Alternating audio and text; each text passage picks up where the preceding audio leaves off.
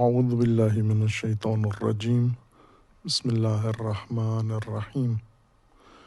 اللہم وفقنا لما تحب وترضى واجعل عاقبۃ امورنا خیرا ولا تکلنا الی انفسنا طرفۃ عین ابدا رب ادخلنی مدخل صدق واخرجنی مخرج صدق واجعل لی من لدنک سلطانا نصیرا۔ تفسیر قرآن کریم میں حول و قوت الہی سے آغاز کرتے ہیں۔ سورہ مبارکہ فاتحہ کی تفسیر کا، جس کا آغاز بسم اللہ الرحمن الرحیم سے ہو رہا ہے۔ یہ آغاز ہے قرآن کریم کا اور پہلی آیا ہے کلام اللہ مجید کی، وحی الہی کی ترتیب کے لحاظ سے۔ نزول کے لحاظ سے بھی پہلی آیا جو قلب نورانی پیغمبر اکرم صلی اللہ علیہ وآلہ وسلم پر نازل ہوئی ہے، وہ بھی بسم اللہ الرحمن الرحیم کے تقریباً مضمون کے قریب ہے۔ پہلی آیا نازل ہوئی ہے اقرأ بسم ربک، وہ بھی اسی مضمون کے ساتھ ہے کہ پڑھیے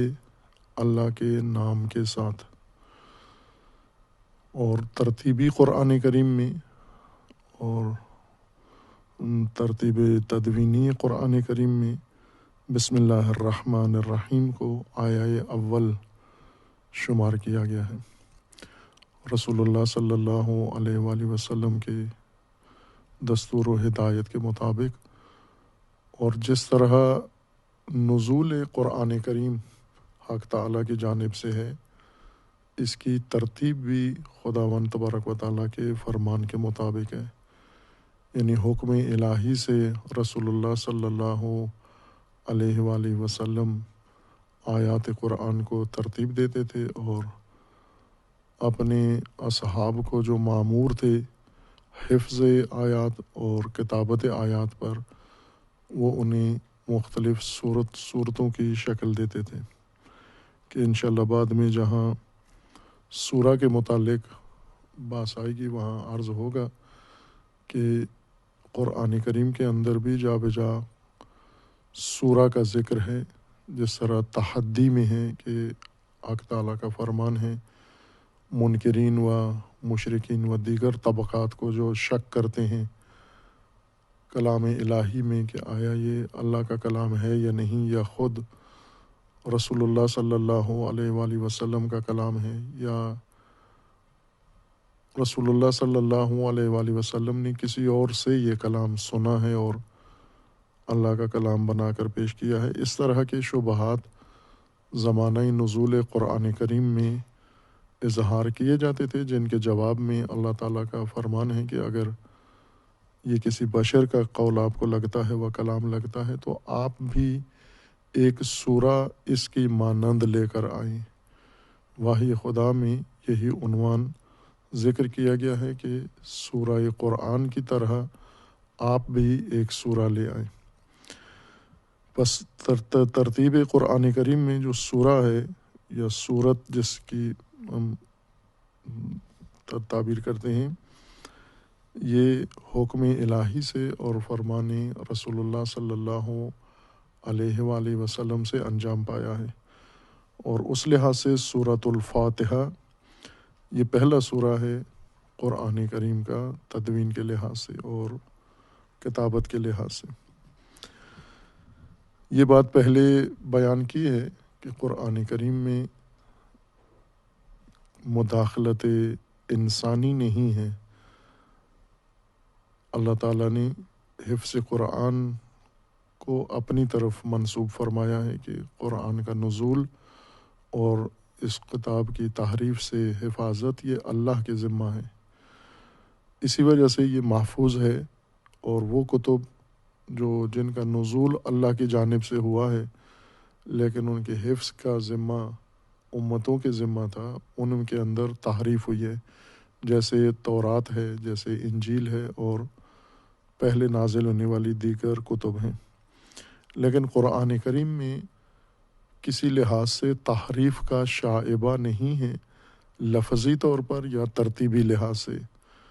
اس معنی میں کہ قرآن کریم کی کوئی آیت تھی اور قرآن میں اب موجود نہیں ہے، جیسا بعض تأثر دیتے ہیں یا بعض مناظرات کے اندر، مجادلات کے اندر بعض فرقے دوسرے فرقوں کی طرف نسبت دیتے ہیں، یا بعض افراد دیگر افراد کی جانب نسبت دیتے ہیں، یا اسرائیلیات میں سے جعلی روایات میں ان کا ذکر بعض اوقات آتا ہے کہ قرآن میں تحریف ہوئی ہے۔ صحیح و سند روایات کے اندر ایسا ذکر موجود نہیں ہے، بلکہ نفی تحریف ہے، لیکن مجعول روایات میں، کاذب روایات میں اور جعلی روایات کے اندر، جن کو روایت بھی نہیں کہنا چاہیے، ان جعلیات کے اندر ایسا ذکر آتا ہے جس سے بعضوں کو یہ گمراہی ہوئی ہے کہ گویا قرآن کی ترتیب میں بھی کوئی فرق آیا ہے، یا قرآن کی آیات میں اضافہ ہوا ہے، یا قرآن کی آیات میں کمی ہوئی ہے۔ اس قسم کی جعلی روایات سب کتابوں کے اندر ہیں، سب فرقوں کے اندر ہیں، اور ان کو سند نہیں قرار دیا جا سکتا، نہ اپنے اعتقاد کا اور نہ دوسروں کے اوپر تہمت کی ان کو سند بنایا جا سکتا ہے۔ انسان اگر عالم ہو، محقق ہو، منصف ہو، وہ یہ عمل ارتکاب نہیں کرتا ہرگز کہ ایک جعلی دستاویز کے ذریعے سے یا جعلی مدرک کے ذریعے سے خود بھی گمراہی عقیدہ پیدا کر لے، قرآن کریم کی نعوذ باللہ تحریف کا قائل ہو جائے، یا دوسروں کو متہم کرے کہ وہ تحریف کے معتقد ہیں، جبکہ ایسے نہیں۔ تدوین قرآن، ترتیب موجود جو بین الدفتین ہے، یہ رسول اللہ صلی اللہ علیہ وآلہ وسلم کے فرمان سے انجام پائی ہے۔ البتہ بعض دیگر امور ہیں جو تدوین میں یا ترتیب میں حصہ نہیں رکھتے، جیسے نقطے لگانا، جیسے اعراب لگانا، جس طرح دیگر جو قواعد تجوید وضع کرنا، یہ علماء نے زحمت کی، اور اس سے قرآن کی ترتیب یا قرآن کے معانی پہ کوئی اثر نہیں پڑتا۔ پس سورہ فاتحہ مسلم قرآن کریم کا پہلا سورہ ہے، اور حکم الہی سے، اور اسی طرح رسول اللہ صلی اللہ علیہ وآلہ وسلم کے فرمان سے ہوا ہے۔ اور اس کے نزول کے بارے میں بھی ہے کہ یہ 2 دفعہ سورہ فاتحہ رسول اللہ صلی اللہ علیہ وآلہ وسلم کے قلب نورانی پر نازل ہوا ہے، کہ بعد میں جو نام ہیں سورہ فاتحہ کے سبع المثانی، اس کے ضمن میں انشاءاللہ عرض ہوگا۔ سورہ فاتحہ کے اندر 7 آیات ہیں، اور پہلی آیہ بسم اللہ الرحمن الرحیم ہے۔ بعض نسخے جو خصوصیت کے ساتھ پاکستان میں طباعت ہوئے ہیں قرآن کریم کے، ان میں بسم اللہ سورہ آیہ اول نہیں لکھا گیا۔ خوب یہ ممکن ہے نظریاتی اشتباہ ہو قرآن نشر کرنے والوں کا، طباعت کرنے والے مطبوعاتی ادارے کا نظریاتی یہ اشتباہ ہو، غلطی ہو، یا ممکن ہے کہ یہ پریس کی غلطی ہو۔ بہرکیف بعض نسخوں کے اندر اس کو آیہ اول شمار نہیں کیا گیا، لیکن باقی تمام دنیا میں جہاں جہاں قرآن کی طباعت کا عمل ہو رہا ہے، بسم اللہ کو سورہ فاتحہ میں آیہ اول شمار کیا جاتا ہے۔ اور اسی طرح دیگر صورتوں کے اندر بھی بسم اللہ الرحمن الرحیم ہر سورہ کے اندر پہلی آیت شمار ہوتی ہے۔ بسم اللہ الرحمن الرحیم، خوب یہ جب عنوان قرار پائیے یہ آیت قرآن کریم کے لیے، تو اس کی باقی آیات کی نسبت ایک خصوصیت بن جاتی ہے جو دیگر آیات کو حاصل نہیں ہے۔ ایک تو یہ مکرر آیا ہے، تکراری ہے، ہر سورہ کے آغاز میں سوائے سورہ توبہ کے، سورہ براءت کے، باقی ہر سورہ کے آغاز میں اس کا نزول ہے۔ اور سورہ نمل میں آغاز میں بھی ہے اور اس کے اثناء میں بھی بسم اللہ الرحمن الرحیم موجود ہے۔ بس اس لحاظ سے یہ ایک منفرد آیت ہے قرآن کریم کی، جو متعدد مرتبہ تکرار ہو رہی ہے مختلف سور کے اندر۔ آیا ایک ہی معنی میں ہے؟ ہر سورہ کے اندر بسم اللہ سے ایک ہی معنی مراد ہے، یا ہر سورہ کے آغاز میں بسم اللہ کے اندر کوئی تفاوت ہے؟ مرحوم علامہ طباطبائی مفسر عظیم قرآن کریم، ان کے نظریے کے مطابق ہر سورہ کے آغاز میں بسم اللہ اسی معنی میں ہے جو اس سورہ متعلقہ کے غرض اور مقصد میں ہے۔ ہر سورہ ایک خاص مقصود لے کر تدوین ہوئی ہے اور نازل ہوئی ہے، اور بسم اللہ اس کے اسی مقصد کی جانب ناظر ہے۔ ترکیب کے لحاظ سے یہ آیہ کریمہ بسم اللہ الرحمن الرحیم، یہ بھی ایک ادبی لحاظ سے بھی اور معنوی لحاظ سے اس کو انفرادیت و خصوصیت حاصل ہے ترکیب کے لحاظ سے، کہ یہ آیہ کریمہ جن الفاظ پر مشتمل ہے وہ سب اسماء اللہ تعالی ہیں، اسم اللہ رحمان اور رحیم، یعنی اس میں اللہ کے اسماء و صفات کے علاوہ کوئی اور لفظ اس کا حصہ یا اس کا جز نہیں ہے، برخلاف دیگر آیات کے جن میں مختلف امور کا ذکر آتا ہے، کہیں کتاب کا ذکر ہے، ہدایت کا ذکر ہے، آخرت کا ذکر ہے، اعمال کا ذکر ہے، انسانوں کا ذکر ہے، اور دیگر خصوصیات کا ذکر ہے، عبادات کا ذکر ہے۔ اس آیہ کریمہ کے اندر فقط اللہ تعالیٰ کے اسماء حسنہ ہیں۔ ہرچند اس آیہ کی تفسیر میں بہت کثرت سے بحث ہوئی ہے، یا کہہ سکتے ہیں کہ فوق کثرت بحث ہوئی ہے، یعنی اتنی بحث شاید ہی کسی اور متن کے ذیل میں کی گئی ہو جتنی بسم اللہ الرحمن الرحیم کے تحت علماء نے، مفسرین نے بحث کی ہے، اور بہت ہی گہری دقیق بحث ہے، اور معانی کے لحاظ سے بھی، ادبی لحاظ سے بھی، اور دیگر پہلوؤں کے لحاظ سے بسم اللہ کے آغاز میں بہت اعلیٰ بحث کی گئی ہے۔ وہ ساری بحث یا اس کا حوالہ دینا، اس کا ذکر کرنا باعث تحیر ہو جاتا ہے قرآن کریم کی تفسیر میں، اور ہدایت انسان جو اللہ تعالیٰ کے اس کلام سے انسان لیتا ہے، اس میں ایک معنی یہی ہے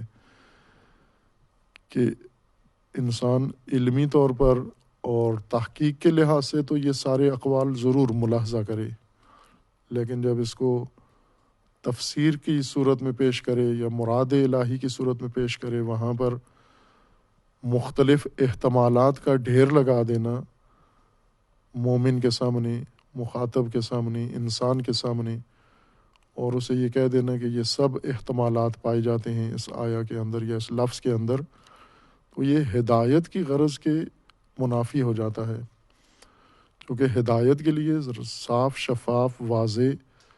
اور فیصلہ کن معنی انسان کے سامنے ہو، مکلف کے سامنے ہو، تاکہ وہ اس کو عمل کر سکے، جیسا کہ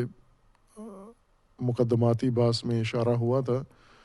کہ قرآن کریم در حقیقت دستور ہے، دستوری کتاب ہے، آئینی کتاب ہے، اور اس کو منشوری حیثیت حاصل ہے، اور دساتیر میں آرائے مختلف، احتمالات متعدد، یہ علمی بحثوں میں تو جائز ہے یہ کام کرنا، لیکن ہدایت اور دستور میں یہ روا نہیں ہے۔ بھلے انسان تحقیق پہلے کر لے، تتبع پہلے کر لے، مطالعہ کر لے، اور تمام اقوال کو مشاہدہ کر لے، پھر اس میں سے جو درست قول انسان نے انتخاب کیا ہے یا بنتا ہے دلائل کے ذریعے سے، مقام تفسیر میں صرف وہی قول پیش کیا جائے، اور باقی اقوال اس تحقیق و تتبع کے مرحلے کے لیے چھوڑ دیے جائیں، جہاں پر انسان غور و فکر کرتا ہے، اکیلے میں، تنہائی میں موازنہ کرتا ہے، ان اقوال اور ان کے ادلہ کو مشاہدہ کرتا ہے۔ چونکہ یہ عام طور پر رائج ہے یہ عمل کہ مقام تفسیر میں متعدد اقوال بسم اللہ کی ذیل میں یا بسم اللہ کے علاوہ دیگر آیات کریمہ، آیات قرآن کے ذیل میں بیان کر دیے جاتے ہیں، خصوصاً سورہ فاتحہ اور اس کے مفردات کے ضمن میں۔ اقوال ہیں، لغویین کے متعدد اقوال ہیں، مفسرین کے متعدد اقوال ہیں، روایات کے اندر مختلف احتمالات ہیں۔ یہ سب اگر ہم مثلاً بسم اللہ کے ذیل میں ذکر کر دیں یا ادبی لحاظ سے ترکیب بسم اللہ کے لحاظ سے، جملہ بندی کے لحاظ سے متعدد ادبی مسالک اور اقوال ہیں، یہ سب اگر اسی آیا کے ذیل میں ذکر کر دیے جائیں تو بجائے ہدایت کے تحیر، حیرت، سرگردانی اور کنفیوژن ہی انسان کے اندر پیدا ہوتی ہے۔ اسے آخر تک یہی مشخص نہیں ہوتا کہ ان متعدد احتمالات و معانی میں سے اصل معنی کون سا ہے، میں کس معنی کو انتخاب کروں۔ عرض کیا کہ وہ بعض متعدد احتمالات پڑھنا، سننا، پیش کرنا یہ علمی تتبع کے لیے لازمی ہے، مقام تحقیق میں ضروری ہے، لیکن مقام تفسیر میں منتخب قول، متعین قول وہ انسان انتخاب کر کے جو بھی قرائن اور دلائل کے ذریعے سے ثابت ہے اسے ہی مد نظر رکھے۔ خوب اس ترتیب سے بسم اللہ الرحمن الرحیم میں جس طرح اس کا معنی کیا جاتا ہے، ترجمہ، اور کم و بیش ٹھیک ترجمہ کیا جاتا ہے اس آیہ شریفہ کا کہ شروع اللہ کے نام سے، رحمان و رحیم اللہ کے نام سے شروع کرتا ہوں، یا آغاز ہے رحمان و رحیم اللہ کے نام سے۔ یہ مفہوم ہے اس آیہ کریمہ کا، رحمان و رحیم اللہ کے نام سے آغاز ہے یا آغاز کرتا ہوں۔ پورا جملہ جو عربی قواعد کے مطابق بنتا ہے، جملہ تام بنتا ہے، اس کے مطابق یہ معنی بنتا ہے،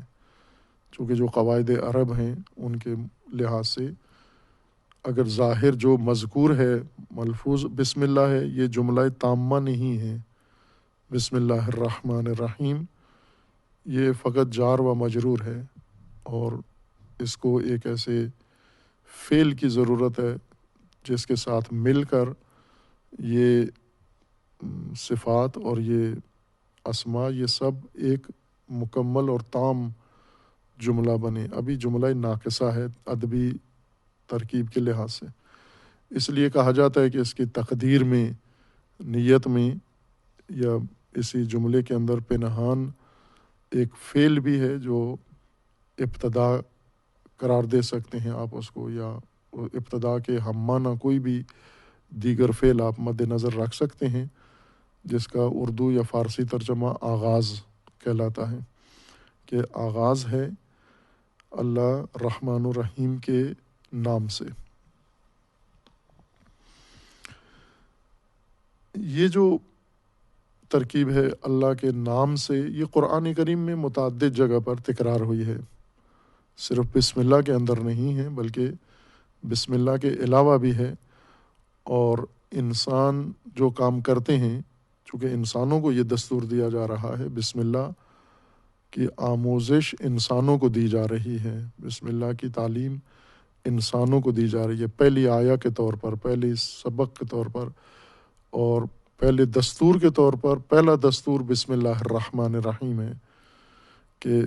آغاز کرو اللہ رحمان و رحیم کے نام سے۔ خوب کیوں یہ مسلمانوں کو اللہ کے نام سے آغاز کی تلقین اور دستور اور ہدایت دی جا رہی ہے کہ آپ اللہ کے نام سے آغاز کریں؟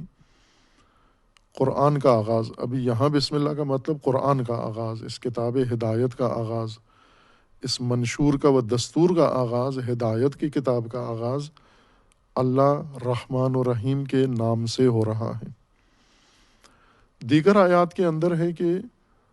اور روایات کے اندر بھی ہے کہ دیگر کام بھی جو انسان قرآن کے علاوہ قرآن پڑھنے کے علاوہ کرتا ہے یا ہدایت لینے کے علاوہ دیگر جو انسان معمولات انجام دیتا ہے وہ بھی اسی ادب کے ساتھ ہوں. یعنی وہاں کے لیے بھی یہی دستور ہے کہ اللہ رحمان اور رحیم اللہ کے نام سے شروع کریں. آپ تعلیم کا آغاز اللہ رحمان و رحیم کے نام سے کریں، زندگی کا آغاز اللہ رحمان و رحیم کے نام سے کریں، زندگی کے مختلف معاملات، جزئی امور، کلی امور، باہمی ارتباطات، یہ سب اللہ رحمان و رحیم کے نام سے کریں آپ. اس لیے کہ لوگوں کے اندر یہ رائج ہے کہ کوئی بھی کام کرتے ہیں، جب اہم کام ہو بالخصوص، اسے ضرور کسی کے نام سے آغاز کیا جاتا ہے، اس کام کی اہمیت کی خاطر یا اس صاحب نام کی حیثیت کی خاطر، اس کے مقام و اہمیت کی وجہ سے جس کے نام سے یہ شروع ہوتا ہے. زمانہ نزول قرآن کریم میں چونکہ لوگوں کے اللہ کی بجائے لوگوں نے بت اختیار کیے ہوئے تھے، صنم تھے جن کی پرستش کرتے تھے، جن کی پوجا کرتے تھے اور جنہیں رب مانتے تھے یا واسطہ مانتے تھے اللہ کے درمیان، یا نعوذ باللہ اللہ مانتے تھے انہیں. بہت سارے کام یا بڑے اہم کام ان کے نام سے شروع کرتے تھے. جنگ کا آغاز ہوتا تھا تو کسی اپنے بت کے نام سے شروع کرتے تھے، صلح ہوتی تھی تو بت کے نام سے شروع کرتے تھے، گھر بناتے تھے اگر نیا گھر بنا رہے ہیں تو اس بت کے نام سے شروع کرتے تھے، گھر میں سکونت اختیار کر رہے ہیں اس بت کے نام سے، کوئی چیز سیکھنا چاہتے ہیں یا کوئی چیز کسی کے نام کرنا چاہتے ہیں تو وہ بت کے نام پر کیا کرتے تھے. اور جہاں بت پرستی اتنی شدید نہیں تھی اور بت پرستی کی جگہ پر آبا و اجداد کی رسومات ہیں، مثلا قبائلی نظام ہے، اور قبائلی نظام میں قبائلی شخصیات، قبائلی سردار زیادہ اہمیت رکھتے ہیں، تو ان بڑے قبائلی سرداروں کے نام سے شروع کرتے تھے. مثلا جیسے مغل قوم جب مسلط ہوئی دنیا کے بہت سارے علاقوں کے اوپر، تو وہ چنگیز کے نام سے ہر چیز کا آغاز کرتے تھے، خط لکھتے تھے چنگیز خان کے نام سے شروع کرتے تھے، پیغام دیتے تھے اس کے نام سے شروع کرتے تھے، اجتماعات کرتے تھے، گفتگو کرتے تھے، کوئی عہد و پیمان اگر باندھتے تھے تو وہ اس شخص کے نام پر کرتے تھے. اور یہی رواج تقریباً جہاں جہاں انسانی آبادی رہی ہے، ابتدائی شکل میں یا قبائلی شکل میں یا مدنی صورتحال میں، تمدن کی صورت میں،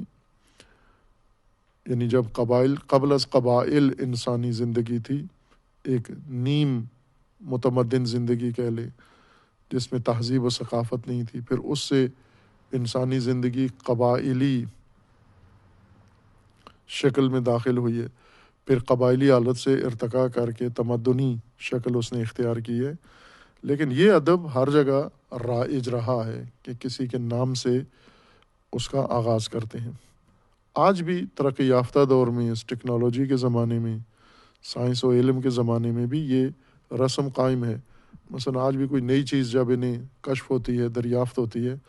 تو سب سے پہلا مرحلہ اس کے نام کا ہوتا ہے. بعض اوقات تو انکشاف اور اکتشاف کے مرحلے سے پہلے ہی نام کی تشویش ہوتی ہے کہ اس کا نام کیا رکھا جائے، کس نام سے اس کو منسوب کیا جائے. کئی وجوہات ہیں، یا صاحب نام کی عظمت یہ تقاضا کرتی ہے کہ اس کا نام ہر چیز پہ رکھا جائے، اس کے نام سے ہر کام شروع کیا جائے، اس کے نام سے جگہوں کو موسوم کیا جائے، اس کے نام سے علاقوں کے نام رکھے جائیں،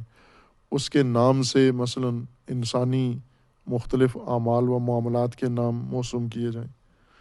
یا پھر نام کے اگر یا صاحب نام کی حیثیت نہ ہو تو وہ کام جو انجام دیا جا رہا ہے اس کی اتنی اہمیت ہے کہ اسے یادگار بنانے کے لیے اور اس کی ایک پہچان اور شناخت بنانے کے لیے اسے نام سے موسوم کرتے ہیں. وہ نام ممکن ہے کسی مشہور کسی شخصیت کا یا مشہور کسی شے کا نام نہ ہو۔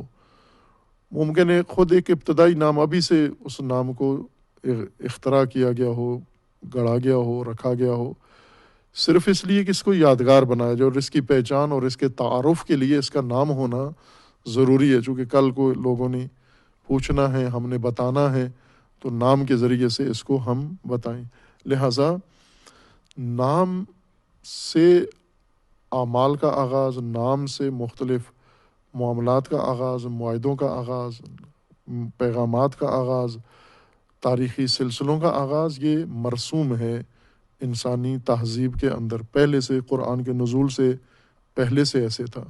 ہر کام کسی کے نام سے منسوب تھا۔ حتیٰ ان ناموں کی مثلا ان میں سے جن ناموں کو تقدس حاصل تھا، جن ناموں کو الوہیت کا درجہ دیتے تھے، ان ناموں کے ان کے نام پر ان اشیاء یا ان اشخاص یا ان امور کے نام پر قربانیاں بھی کرتے تھے،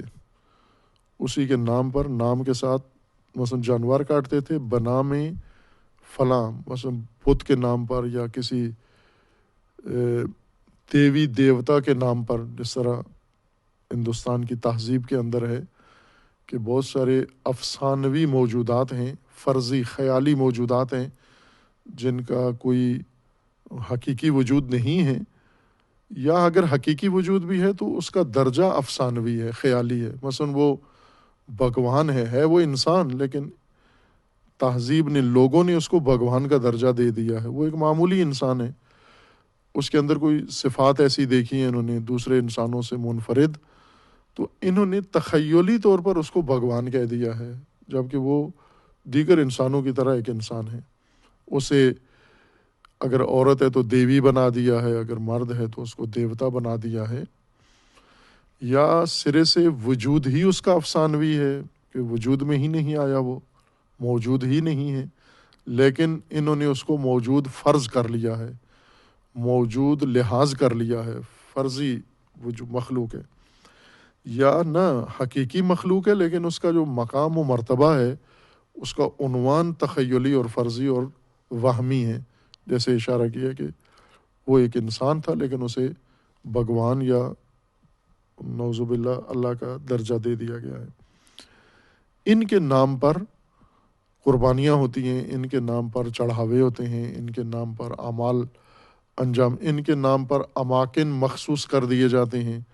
عبادت گاہیں اور معبد ان کے نام کے بنائے جاتے ہیں، بستیاں ان کے نام سے آباد کی جاتی ہیں، خصوصاً اگر ان ناموں کو تقدس حاصل ہو لوگوں کے ہاں۔ اور یہ جن ناموں سے موسوم کیا جاتا ہے یا جن ناموں پر آغاز کیا جاتا ہے، یہ فقط ایک تسمیہ اسم گزاری نہیں ہے، ایک رسمی محض کام نہیں ہے، بلکہ اس اسم گزاری تسمیہ کے پیچھے انسانی اعتقاد، انسانی ایمان شامل ہے، انسان کا نظریہ شامل ہے، اور اس اعتقاد اور نظریے کی اساس پر انسانی زندگی کا انداز قائم ہے۔ جس نام کے ساتھ کوئی کام آغاز کیا جاتا ہے، یا تاریخ بھر میں ہوتا تھا یا آج بھی ہوتا ہے، جیسے کسی دیوی کے نام پر یا دیوتا کے نام پر کسی کام کا آغاز کیا جاتا ہے، تو صرف تبرک کے لیے نہیں ہے، تاکہ ہم یہ کہیں کہ اسلام میں اللہ کے نام سے سب کچھ آغاز کرنے کا دستور اس لیے ہے کہ اس کام کے اندر برکت پیدا ہو جائے۔ ایک تفسیر بسم اللہ کی یہ ہے کہ کیوں اللہ کے نام سے آغاز ہو، اس لیے کہ اللہ کے نام سے آغاز ہوگی تو برکت ہوگی، اگر دوسرے کسی کے نام پر ہوگی تو برکت نہیں ہوگی۔ نہ، یہ تسمیہ برکت کے لیے نہیں ہے، یہ تسمیہ کسی کے نام سے آغاز کرنا، کام کا یا معاملات کا یا امور کا یا اقدامات کا، یا اشیاء کے نام پہ کسی کے نام پر اشیاء اور جگہوں، اماکن کو موسوم کرنا، یہ انسان کے اعتقاد کی حکایت کرتا ہے، ایمان کی حکایت کرتا ہے، وہ اعتقاد اور ایمان جو انسان کی طرز زندگی کی بنیاد ہے، جو انسان کی زندگی کی جہت، مقصود اور محرک متعین کرتا ہے کہ مثلاً یہ انسان اپنی اس زندگی میں شعوری طور پر یا لاشعوری طور پر کس چیز پر ایمان رکھتا ہے، کس حقیقت پر ایمان رکھتا ہے، اور جس پر ایمان رکھتا ہے اسی ایمان کی بنیاد پر زندگی بھی گزارے گا۔ یعنی یہ نام اس کے کاموں کا محرک بھی ہے اور یہ نام اس کے اعمال کا مقصود بھی ہے، اس کے لیے کر رہا ہے اور یہ اس سے کروا رہا ہے۔ یہ نام، اس نام سے یہ دستور لیتا ہے، الہام لیتا ہے، جہت لیتا ہے، اور اس نام یا صاحب نام کی خاطر یہ سب کچھ انجام دے رہا ہے۔ یوں نہیں کہ فقط اچھا نام کسی کے آغاز میں کر دیا جائے تو وہ شگون ہو جائے گا، جیسے پہلے اشارہ کیا تھا گزشتہ بحث میں کہ قرآن کریم سے ایک استفادہ فعل کا کیا جاتا ہے جو ناروا ہے، تفاعل شگون ہے، استخارہ دعا ہے، اور فعل تفاعل فعل ہے شگون، یعنی نیک یا بد، نحس یا صاد، شگون نکالنا، یہ دیکھنا کہ یہ علامت، یہ آیا کس کی علامت ہے، آیا اس کام کے اندر نیکی کی علامت ہے یا اس کام کے اندر خدا نخواستہ برائی کی علامت ہے۔ یہ آیا کو شگون قرار دینا کاموں کے لیے، اعمال کے لیے یا ان چیزوں کے لیے۔ اب یہ درست نہیں ہے کہ قرآن کی آیات کو تفاعل کے لیے استعمال کیا جائے، یہ شگون کے طور پر، تطیر کے طور پر استعمال کیا جائے۔ جیسے حیوانات ہیں، کوا بولے تو اس کو کسی چیز کی علامت سمجھنا، بلی نظر آئے اس کو کسی اور چیز کی علامت سمجھنا، یا آنکھ پھڑکے تو اس کو کسی چیز کی علامت سمجھنا، ہتھیلی میں کھجلی ہو اس کو کسی اور چیز کی علامت سمجھنا، یہ سب شگون ہیں، یہی تفاعل ہیں۔ یعنی ان اعمال کو علامت قرار دیتے ہیں کسی اور حادثے کے لیے، کسی اور اچھائی کے لیے یا کسی برائی کے لیے۔ یہی کام آیات قرآن کے ساتھ شروع کر دیں کہ یہ آیات قرآن بھی نعوذ باللہ علامت ہیں فلاں کاموں کے لیے یا فلاں حادثات کے لیے یا فلاں نتائج کے لیے۔ قرآن کریم کی آیات ہدایت ہیں، شگون نہیں ہیں، علامات نہیں ہیں انسان کے پیش آنے والے حادثات کے لیے۔ خوب اسی طرح نام بھی ہیں کہ ناموں کو بھی تبرکاً شگون کے طور پر ناموں کا بھی استعمال ہے۔ مثلا کئی جگہوں پر، مقامات پر یہ نام کیوں ان کے ناموں کے ساتھ آغاز کیا جاتا ہے، کام کا آغاز، بات کا آغاز، جنگ و صلح کا آغاز یا معاہدوں کا آغاز ان ناموں سے کیا جاتا ہے، چونکہ ان ناموں کے اوپر ایک تقدس ہے ان کے اندر، یا نام استعمال کرنے والا اس کے ذہن میں اس نام کا اور صاحب نام کا تقدس ہے، خواہ وہ حقیقی موجود ہو، مخلوق ہو یا فرضی کوئی شے ہو، اس کا ایک تقدس ہے اس کے ذہن میں، اس لیے جگہ جگہ اس کا نام برکت کے لیے استعمال کرتا ہے، اپنی عقیدت کے طور پر استعمال کرتا ہے۔ بسم اللہ الرحمن الرحیم میں بعض نے ہرچند یہ احتمال دیا ہے کہ اللہ کے نام سے آغاز کیوں ہو، قرآن کا بھی، سورتوں کا بھی، اور عبادتوں کا بھی، اور معمولات کا بھی، معمولی ان کاموں کا بھی، اس لیے کہ ان کاموں کے اندر برکت آ جائے۔ ویسے مثلا کہتے ہیں کہ بسم اللہ کے ذریعے کھانا کھائیں تو کھانے میں برکت آ جاتی ہے، یہ نہیں ہے، یہ فائدہ ہو سکتا ہے ایک ضمنی، لیکن بسم اللہ کا فلسفہ یہ نہیں ہے کہ ہم کاموں کے اندر صرف برکت کے حصول کے لیے، تقدس لانے کے لیے اللہ کے نام سے آغاز کریں، اور اگر اللہ کے نام سے آغاز نہ کیا تو برکت میں کمی ہو جائے گی۔ اللہ کا نام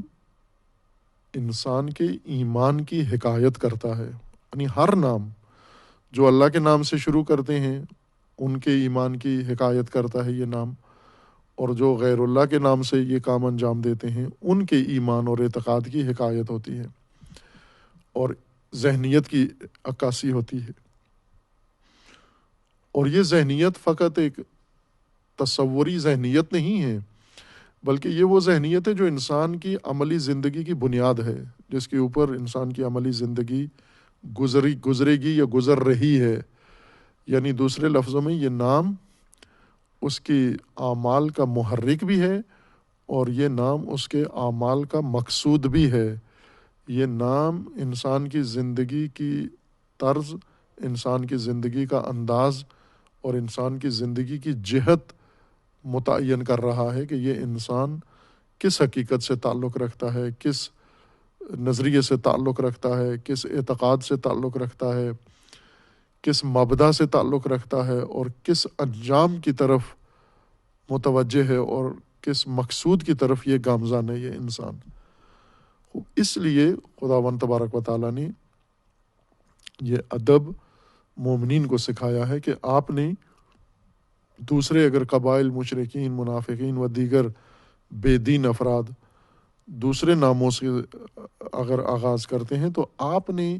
اللہ کے نام سے آغاز کرنا ہے، اور ادب کے طور پر اس سے پہلے کہ انسان اس دستور پر عمل کرے، خود اللہ تعالیٰ نے اپنے کلام کا آغاز بسم اللہ الرحمن الرحیم سے کیا ہے۔ قرآن کریم کی چند آیات ہیں جن کے اندر حکم دیا گیا کہ اللہ کا نام وہاں ضرور ہونا چاہیے، اللہ کے نام سے یہ شروع ہو۔ جیسے قربانی ہے، ایک عمل جو اسلام سے پہلے بھی رائج تھا اور اسلام کے نزول کے وقت بھی، قرآن کے نزول کے دوران بھی جاری تھا اور آج تک ہو رہا ہے، وہ جانور قربانی، تقرب کے لیے جانور ذبح کرنا، قربت کے لیے، تقرب کے لیے، تقرب کے حصول کے لیے جانوروں کا ذبح کرنا ہے۔ یا جیسے صدقہ کے طور پر حیوان ذبح کیا جاتا ہے۔ صدقہ یعنی انسان کے اپنے عمل یا انسان کے ادعا اور انسان کے ایمان کی صداقت کے طور پر جو چیز انجام دی جاتی ہے، جیسے صدقہ کہا جاتا ہے، یعنی یہ دلیل صدق انسان ہے، جو کہہ رہا ہے وہ سچ بھی ہے، کیوں کہ جو یہ کہہ رہا ہے اس کے مطابق کر بھی رہا ہے۔ اگر یہ اللہ کو مانتا ہے، اپنا معبود رب مانتا ہے، خالق و مالک، تو ویسے کر بھی رہا ہے، اللہ کے نام سے ہی سب کچھ کر رہا ہے اور اللہ کی خاطر کر رہا ہے یہ سب کچھ، بس اس کا مطلب ہے کہ صادق ہے یہ انسان اپنے ادعا میں، اپنے ایمان میں۔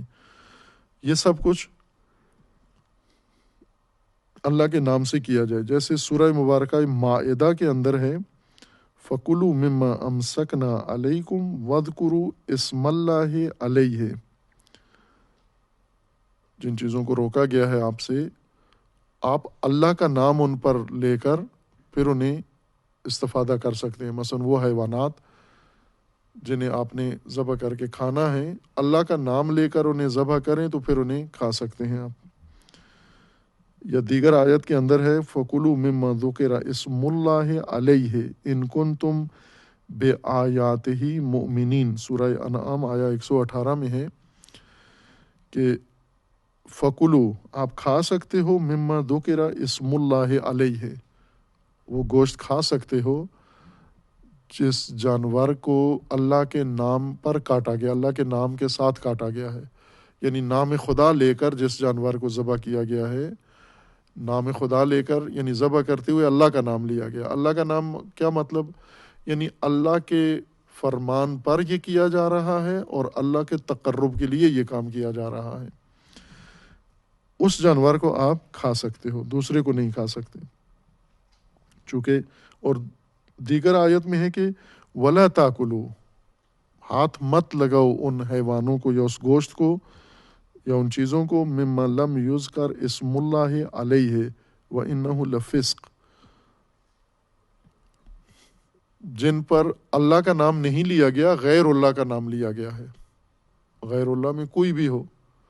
خواہ کسی مسلمان کا نام لیا جائے، کسی مومن کا نام لیا جائے، کسی تاریخی شخصیت کا نام لیا جائے، مثلا انبیاء کا نام لیا جائے، ائمہ کا نام لیا جائے، اللہ کے بجائے کسی اور کا نام لے لیا جائے اور ان کے نام پر یہ حیوان اگر کاٹا جائے، اس کو مت کھانا آپ۔ فَلَا تَأْكُلُوا مِمَّا لَمْ يُذْكَرْ اسْمُ اللَّهِ عَلَيْهِ، نام خدا اگر نہیں کاٹا گیا، نام خدا لے کر اگر نہیں اسے ذبح کیا گیا پھر نہیں کھا سکتے آپ اس کو۔ خوب اس طرح کی متعدد آیات ہیں۔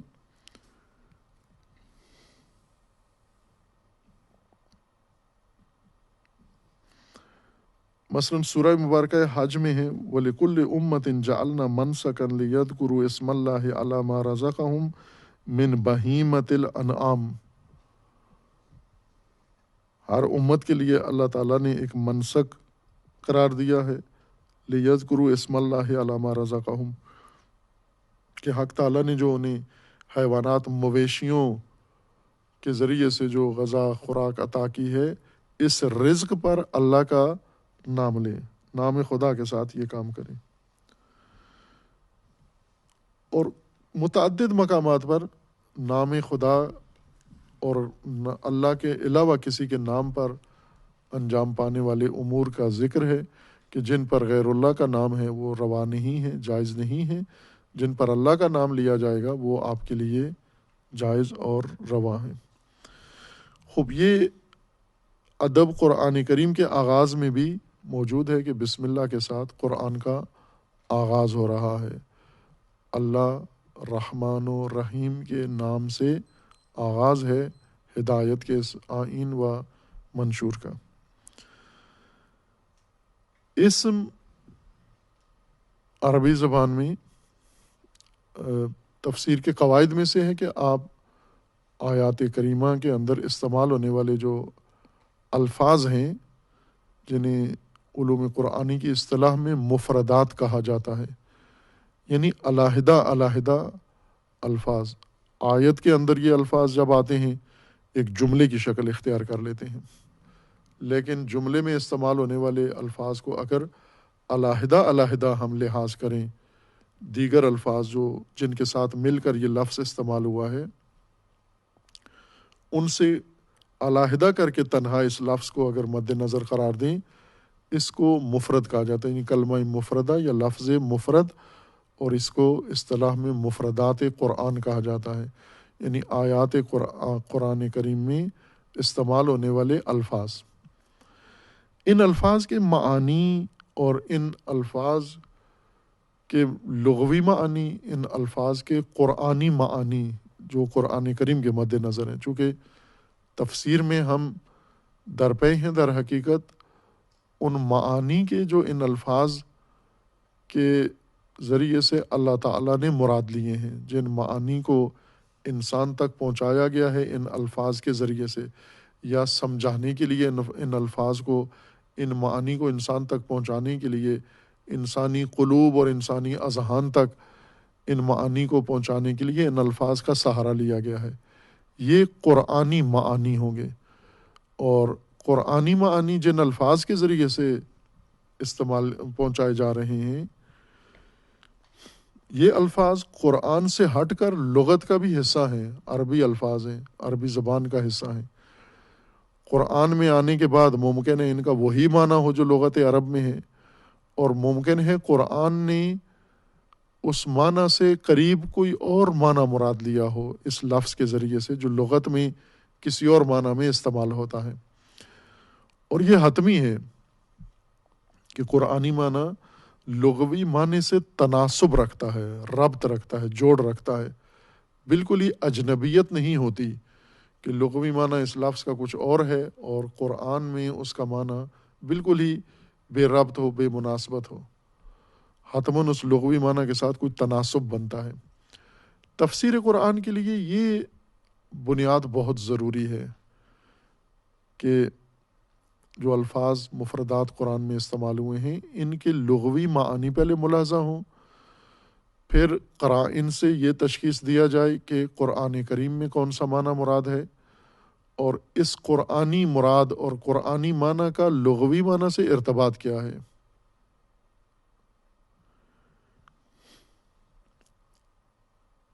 اسم خود عربی زبان کا لفظ ہے، اسم، اور اس کی ایک اپنی لغوی حیثیت ہے کہ لغت میں یہ اصل مادہ کیا ہے، اس کا کس مصدر سے یہ نکلا ہے یہ کلمہ اسم۔ دو اہل لغت کے دو قول موجود ہیں، ایک یہ ہے کہ یہ سماوا سے نکلا ہے اسم سمو، جس سے سما بنا ہے، سماوات یا سما آسمان۔ اسم اور سما کی بنیاد ایک ہے، ایک قول کی بنیاد پر، جو محققین اہل لغت کا قول ہے، جیسے راغب اصفہانی ہیں، ان کے مد نظر یہی قول ہے کہ یہ سماوا سے مشتق ہے، لیکن بعض کے نزدیک یہ وسما سے لیا گیا ہے، وسما سے، نہ سماوا، وسم سے لیا گیا ہے، وسیم سے لیا گیا ہے،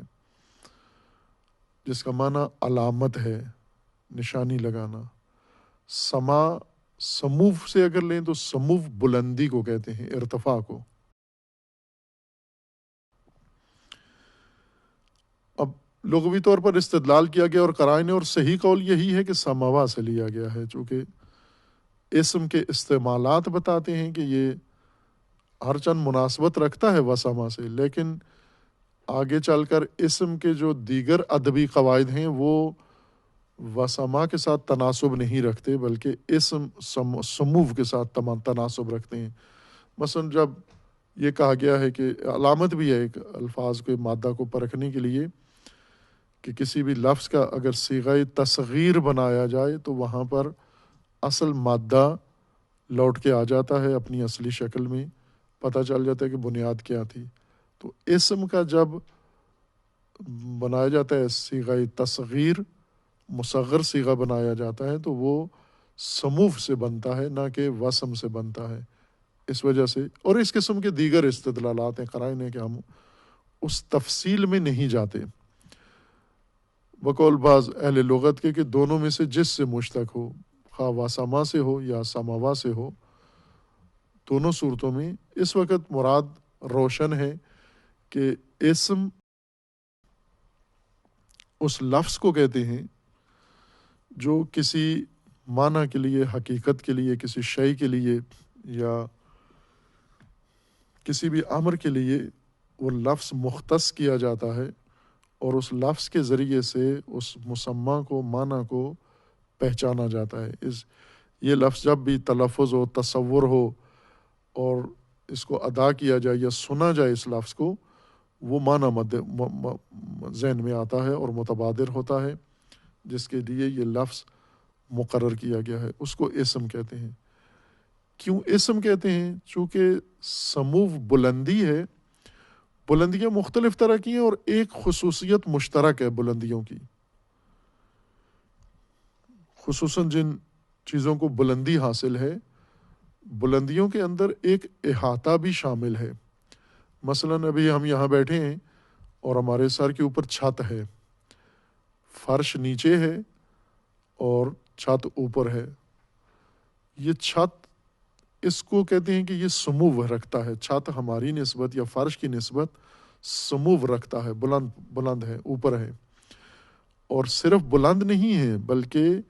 ماتحت، اس کے نیچے جو فضا آتی ہے، زمین ہے یا اشیاء ہے یا انسان ہے، ان کے اوپر احاطہ بھی رکھتا ہے، چھایا ہوا بھی ہے، اور ان کو اپنے احاطہ میں اس نے لیا ہوا ہے۔ یہ خصوصیت ہے سمو کی۔ ہر بلندی سمو نہیں ہے۔ مثلا رفعت ایک بلندی ہے، صعود ایک بلندی ہے، اور اسی طرح مثلا ارتقاء ایک بلندی ہے۔ یہ سب بلندی کے معنی ہے عربی زبان میں، لیکن سمو کی ایک خصوصیت ہے۔ سمو رفعت والی بلندی کو سمو نہیں کہتے، یا صعود جس بلندی کو کہا جاتا ہے اس نزول کے مقابلے میں، اس کو بھی سمو نہیں کہتے۔ سمو وہ بلندی جو چھائی ہوئی ہو، احاطہ کیے ہوئے ہو، اور اپنے ماتحت شے کو اس نے اپنی لپیٹ میں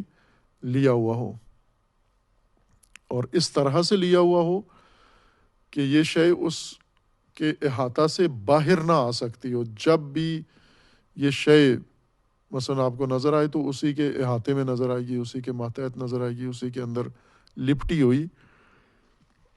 یہ شے نظر آئے گی۔ اس بلندی کو سمو کہتے ہیں۔ سما اسی سے ہے، سما وہ بلندیاں جو زمین پر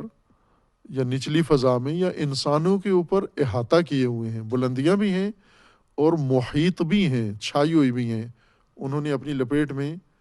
ماتحت کو لیا ہوا ہے۔ ان کو سما کہتے ہیں، سماوات یا سما وہ بلندیاں ہیں۔ کوئی بھی وہ بلندی ممکن ہے، کسی جسمانی شکل میں ہو وہ بلندی ممکن ہے، جسمانی مختلف روپ میں ہو، ٹھوس شکل میں ہو، مائع شکل میں ہو، بادل کی شکل میں ہو، دھوئیں کی شکل میں ہو، ان ساری چیزوں کو سمو کہا گیا ہے۔ از جملہ چھت کو بھی سما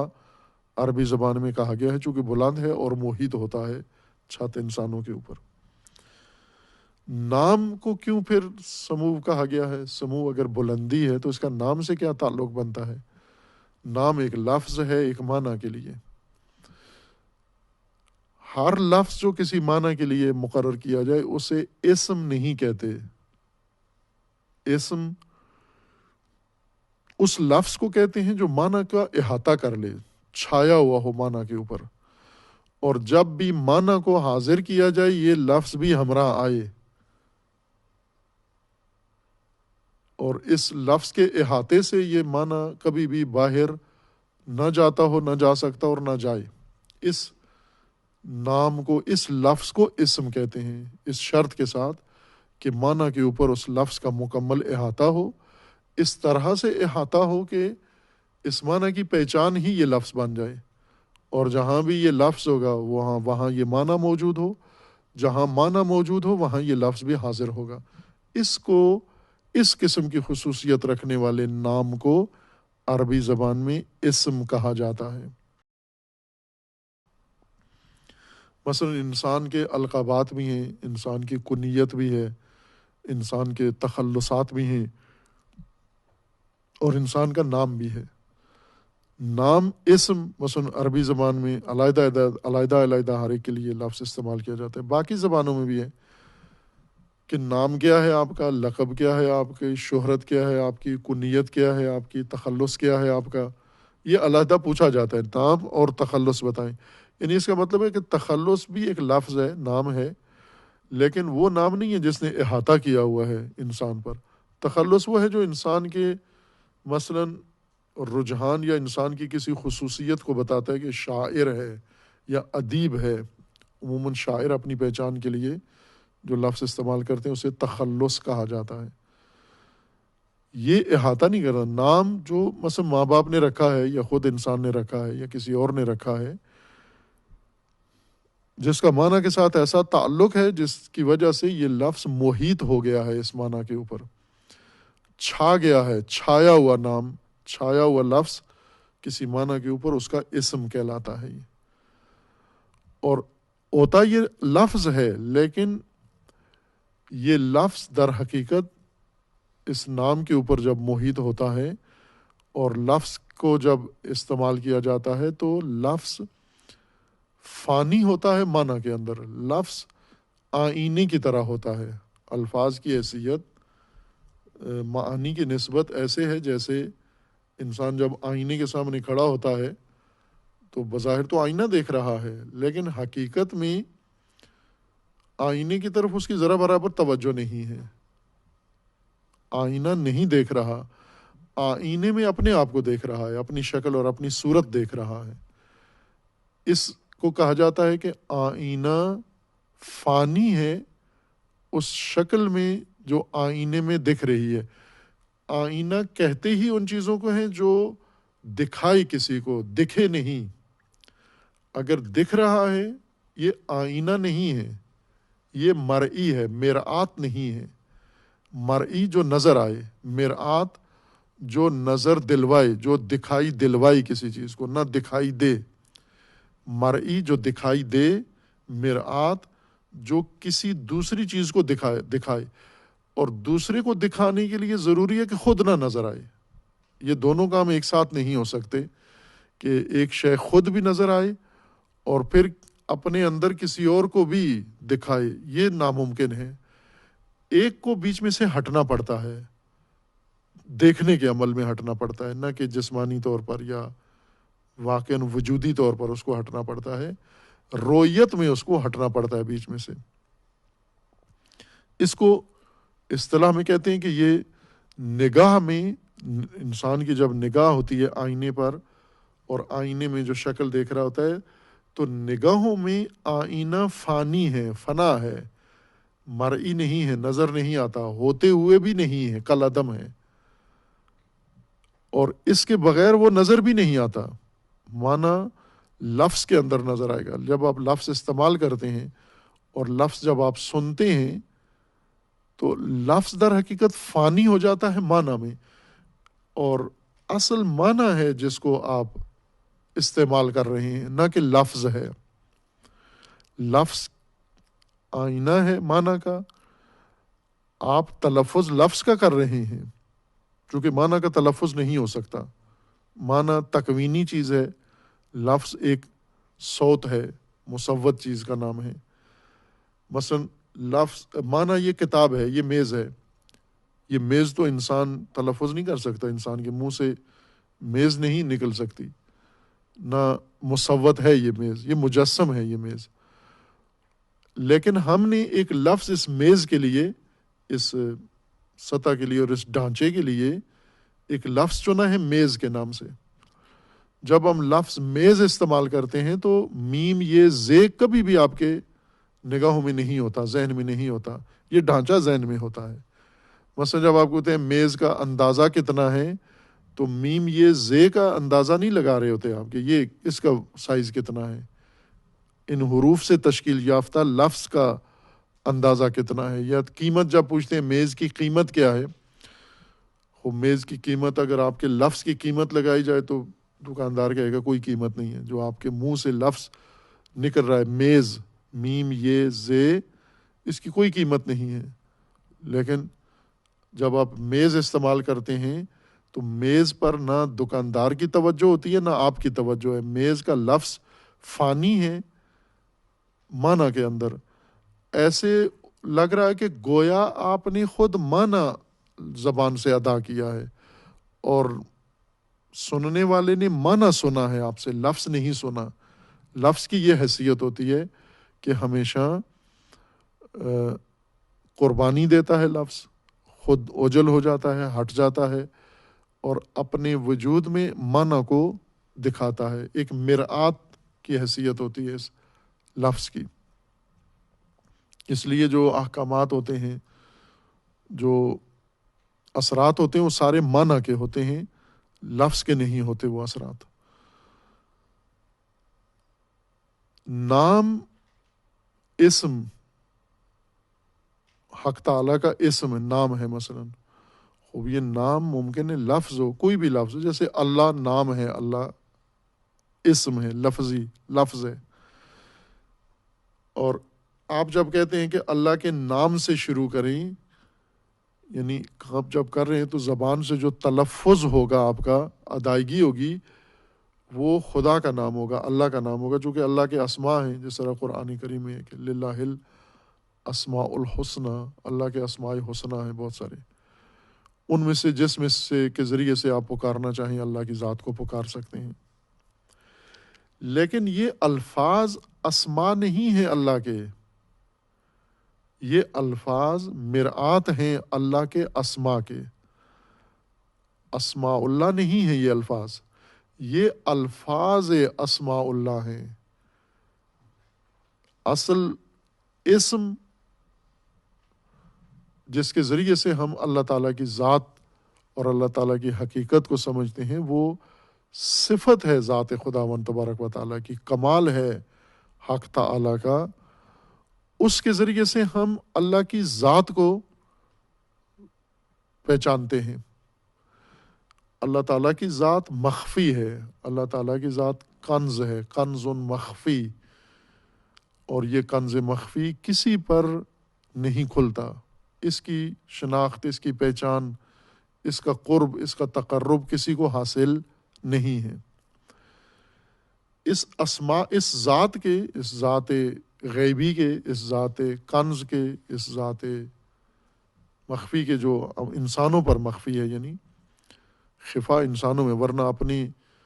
حقیقت میں تو اللہ کی ذات جلی ہے، نور ہے، روشن ہے، مخفی ہماری نسبت ہمارے اذہان پر مخفی ہے۔ ہماری کوتاہی و ہمارے قصور کی وجہ سے، نہ ادھر کوئی حجاب یا پردہ ہے، ادھر ہماری فہم میں حجاب ہے کہ ہم اس حقیقت کو، نور کو اپنے تصورات میں بھی نہیں لا سکتے،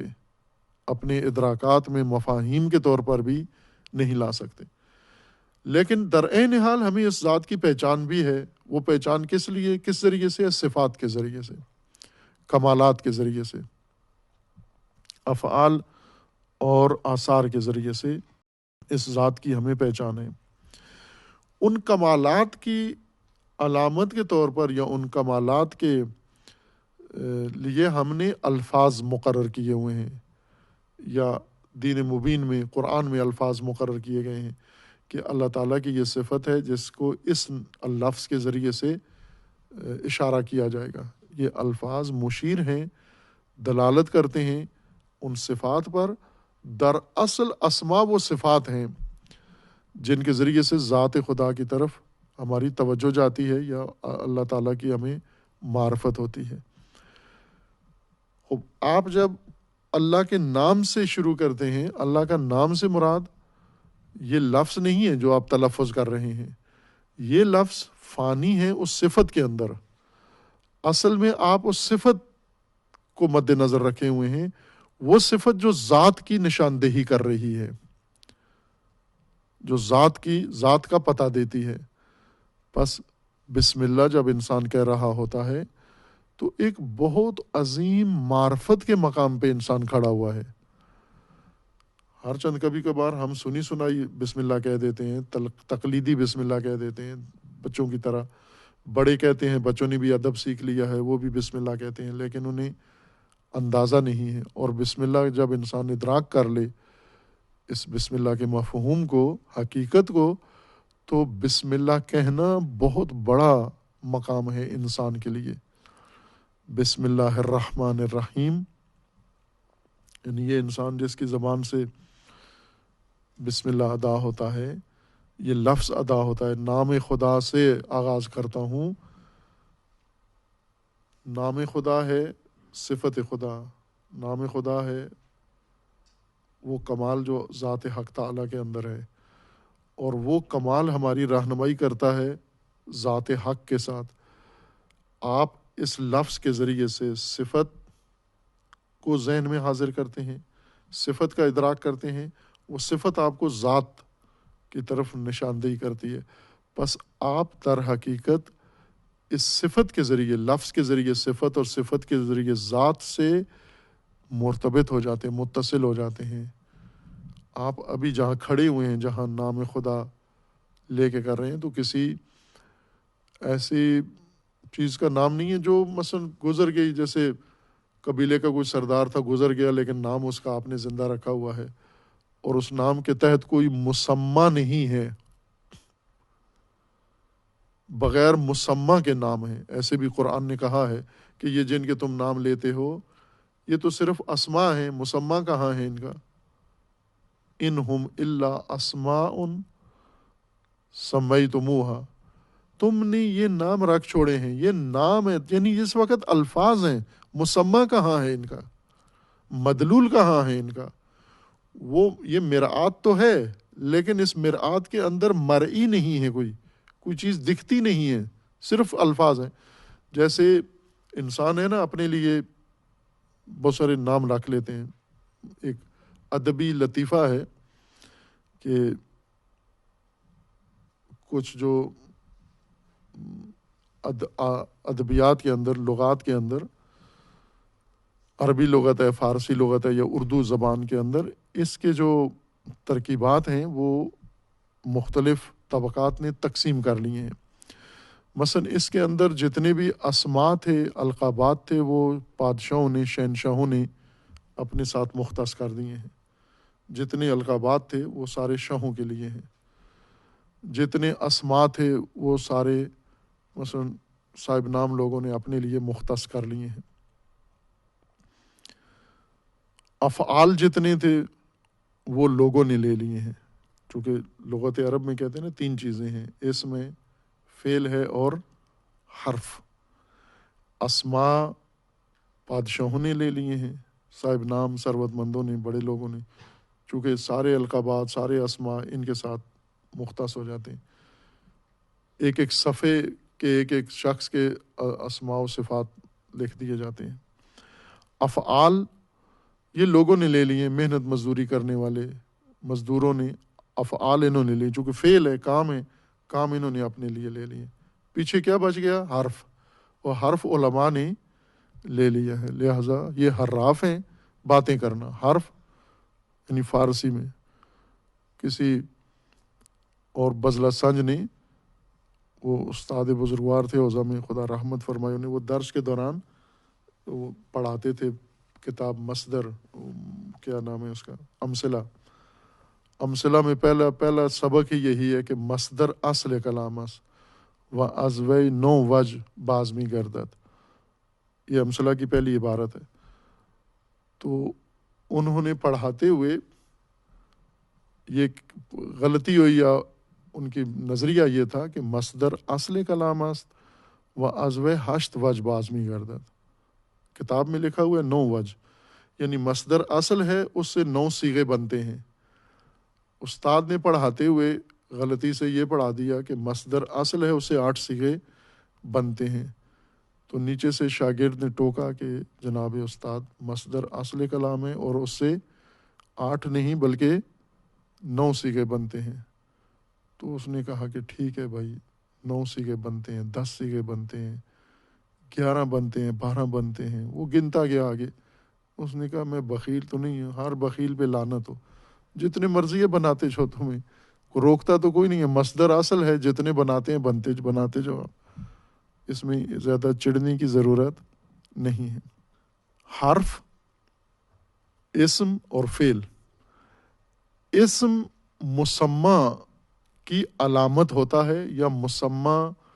کی نشاندہی کے لیے ہوتا ہے، استعمال میں مسمى میں فانی ہو جاتا ہے۔ اسم متفرع ہوتا ہے مسمى پر، اگر مسمى ہو، وجود رکھتا ہو تو اسم کسی کی حکایت کرتا ہے، اگر مسمى نہ ہو اور فقط اسم ہو،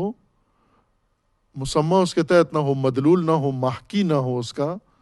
یہاں صرف لفظ رہ جاتا ہے، کھوکھلا لفظ رہ جاتا ہے۔ انہم الا اسماء، یہ تو فقط اسماء ہیں تمہارے، مسمى کہاں ہے ان کا؟ مثلا جن کو تم نے رب بنا رکھا ہے، شریک بنا رکھا ہے، خالق و رازق بنا رکھا ہے، یہ تو اسماء ہیں، تم نے اور تمہارے آباء نے نام رکھ لیے ہیں، ان کے پیچھے تو کچھ بھی نہیں ہے، محکی تو کچھ بھی نہیں ہے ان کا۔ نام جہاں صاحب نام بھی ہو، جس کا یہ نام ہے، اللہ کے نام سے شروع کرتا ہوں سے مراد نہ یہ کہ اس لفظ سے شروع کرتا ہوں، نام فانی ہے مسمى میں، یعنی میں اللہ سے، اللہ کے صفت سے، اللہ کے کمال سے، اللہ کے اس وصف سے شروع کرتا ہوں، آغاز کرتا ہوں جس پر یہ لفظ حکایت کر رہا ہے یا دلالت کر رہا ہے۔ لفظ مد نظر نہیں ہوتا استعمال کے وقت کبھی بھی،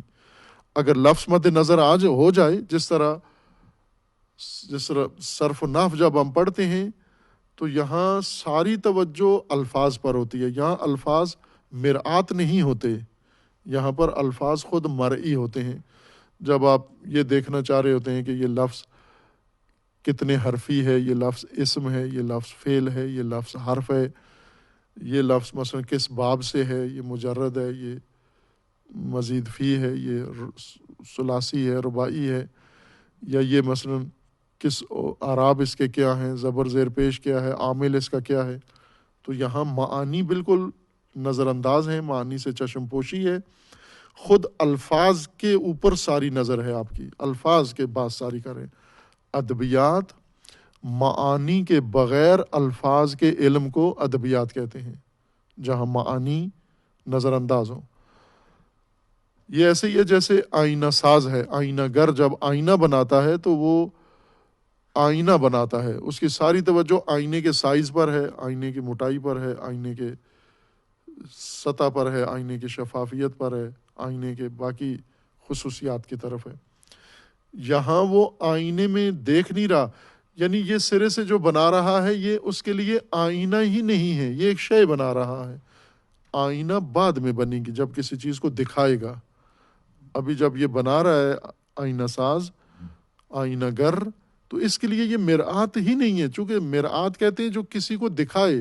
یہ تو خود اسی کو دیکھ رہا ہے، جب اس کو دیکھ رہا ہے تو یہ مرآت نہیں ہے اس کے لیے، یہ مرئی ہے اس کے لیے۔ اسی طرح اگر الفاظ خود مورد توجہ ہو جائیں تو یہ الفاظ مسمہ کے بغیر ہیں، یہ الفاظ حقیقت کے بغیر ہیں۔ الفاظ اس وقت اپنا صحیح کردار ادا کر رہے ہوتے ہیں جب ان کے پیچھے مسمہ ہو، اور یہ الفاظ اس مسمہ کی حکایت کریں اور عکاسی کریں، اور یہ الفاظ استعمال میں، سننے میں، بولنے میں اس مسمہ کے اندر فانی ہوں، نہ بولنے والی کی توجہ اسماء کی طرف ہو، الفاظ کی طرف، اور نہ سننے والی کی توجہ الفاظ کی طرف ہو، دونوں کا دھیان اس مسمہ کے اوپر ہو، اس وقت یہ اسم الاسم کہلاتے ہیں۔ الفاظ اسم الاسم ہے، اصل اسماء اللہ تعالیٰ کے صفات خدا ہیں، الفاظ ان صفات خدا کی نشاندہی کرتی ہیں، صفات خدا ذات خدا کی نشاندہی کرتے ہیں، نشانی ہے ہمارے لیے۔ بس اللہ کے نام سے آغاز کا مطلب یہ لفظ نہیں ہے کہ اس لفظ سے ہم جب شروع کریں تو اللہ کے نام سے آغاز ہو جاتا ہے، اس نام کے پیچھے ایک صفت ہوتی ہے، یہ نام اس کی طرف اشارہ کرتا ہے۔ آغاز بنام خدا، نام خدا کے ساتھ آغاز ہے قرآن کریم کا۔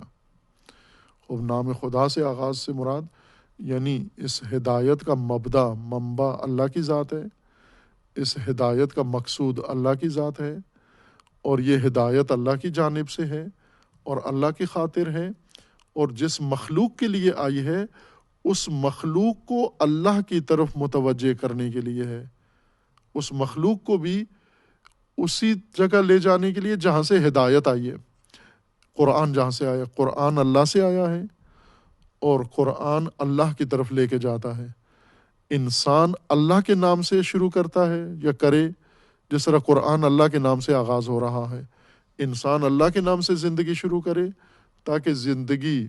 اور اس زندگی کے اعمال اللہ کے مبدئیت سے ہوں اور اللہ ہی مقصود ہو ان اعمال کا، اور انسان اللہ کی ذات تک پہنچنا ہے اس نے، اس لیے اللہ کا نام قرآن میں اور انسان کی ہدایت میں ہے۔ اب یہ آگے 3 نام ہیں یا 3 صفات ہیں اللہ تعالیٰ کی۔ اسم، نام، اللہ کا نام اللہ، رحمان اور رحیم، یہ کثرت سے قرآن میں تکرار ہوں گے۔ ہم انہیں ساری بات ان کی یہیں بسم اللہ میں نہیں کریں گے، وہی جیسے اشارہ کیا تھا کہ بعض کر دیتے ہیں کہ وہ سارے مطالب ایک ہی مختصر آیت کے ضمن میں انبار لگا دیتے ہیں، ڈھیر لگا دیتے ہیں، اور پھر آگے چل کر یہی مطالب جب کھلتے ہیں تو وہاں بحث کرنے کے لیے کچھ نہیں بچتا۔ تو جیسے جیسے قرآن ان معانی کو کھول رہا ہے اسی طرح آہستہ آہستہ ساتھ ساتھ ہم بھی چلیں گے۔ ایک حد تک تشریح اللہ کے نام کی، لفظ اللہ کی، لفظ جلالہ جیسے کہتے ہیں، جتنی بسم اللہ کے ساتھ تناسب رکھتی ہے باس اتنی یہاں کریں گے۔ رحمان و رحیم کی وہ باس جو بسم اللہ الرحمن الرحیم سے تناسب رکھتی ہے یہاں کریں گے، اور پھر آگے ہر چند آیات کے بعد یہ نام تکرار ہو رہے ہیں، اور ان آیات کے اندر انہی اسماء کے، رحمان کے، رحیم کے، لفظ جلالہ کے اور دیگر اسماء کے احکام اور خصوصیات اور اسرار بیان ہوتے ہیں۔ جہاں جہاں بیان ہوتے جائیں گے وہاں ان کی تشریح انشاءاللہ ہوتی جائے گی۔ وصلی اللہ علی محمد۔